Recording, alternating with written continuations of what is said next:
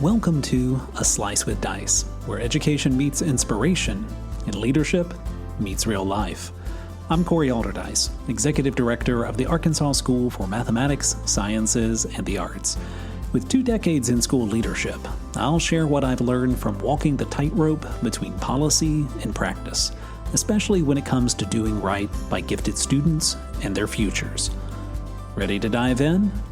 Here's this week's Slice. Over the past 16 weeks, I've been spending a few evenings each week in a place I never quite expected.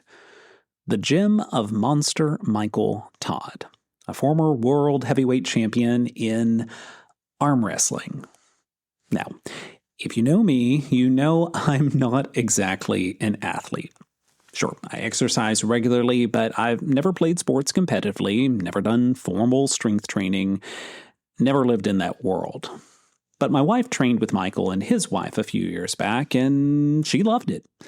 So when the summer rolled around and I was thinking about what challenge I could take on next, something grounding, something to push me in this season of change, I decided this was finally the right time. And here I am, 4 months later, in my 40s, realizing that while my spirit may be young, my body has fully arrived at midlife. And my social media algorithms now think I'm protein obsessed and a gym rat, but along the way, I've stumbled onto a phrase that I can't quite shake. Going until failure. Now, in the gym, going until failure means you keep lifting, you keep pushing until your muscles literally cannot do another rep. Failure isn't something to be avoided, it's the destination. Because once you reach that point, your body begins the real work. It heals, it adapts, and it grows stronger.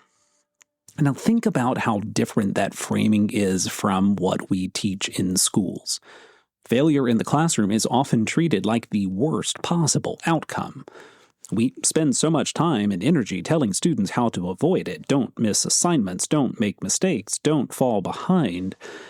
But what if, like in the gym, failure wasn't to be avoided, but was the point? What if the very place of failure is where growth begins? And that's where the parallels with growth mindset come in. Carol Dweck's often cited research on growth mindset is clear. Abilities aren't fixed. Students aren't locked into who they are today. And with effort, strategy, and persistence, they can grow. They can fail, learn from it, and come back stronger. And just like in strength training, it's the little moments of progress that often matter the most. Over the past few months, I've noticed changes, small ones. A set of lifts feels easier than it did last week. I can push through a few more minutes of cardio. An exercise that felt awkward at first now makes sense. When Michael asks if I'm feeling stronger, I probably downplay it more than I should, because the truth is, you don't see it and see the change all at once. It sneaks up on you. You notice it when a pair of pants fits differently. You notice it in one more rep you didn't think you had in you. Progress is rarely sweeping and dramatic. More often, it's subtle, almost hidden, until you stop and look back at just how far you've come. And that's not just true in the gym. It's true in classrooms, too. Students sometimes expect giant leaps, an aha moment that suddenly makes math easy or writing effortless. But real growth doesn't usually look like that. It's built in small, almost invisible increments. The essay draft that reads a little cleaner than the last one. The test where a student makes a mistake but knows exactly why. The confidence to raise a hand in class when before they would have remained silent.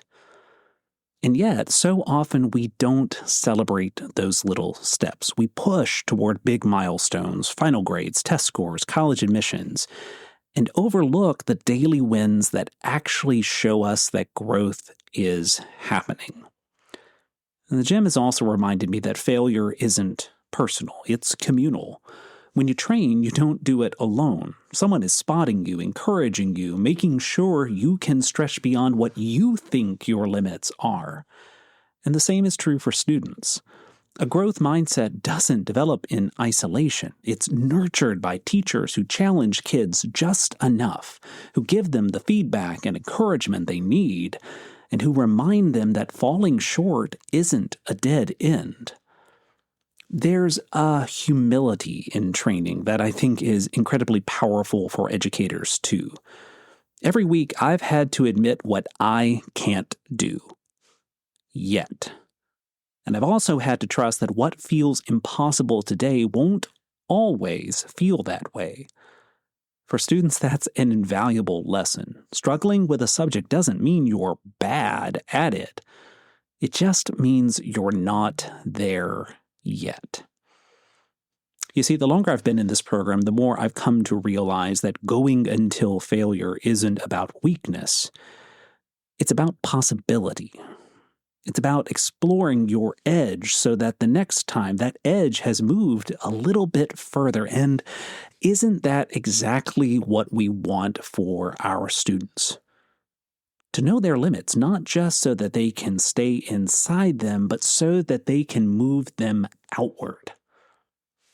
Here's a takeaway I keep circling back to. Whether in the gym or the classroom, growth isn't measured by perfection. It's measured by persistence. It's not the weight you lift or the grade you earn. It's the fact that you keep showing up, keep trying, and keep reaching for just a little bit more. So maybe failure isn't something we should shield our students from. Maybe it's something we should help them reach for. Because on the other side of failure is where real growth begins. A Slice with Dice is a production of Aldercube. Thanks for making time to reflect with me. If you're finding value in these episodes, I hope you'll subscribe and help spread the word.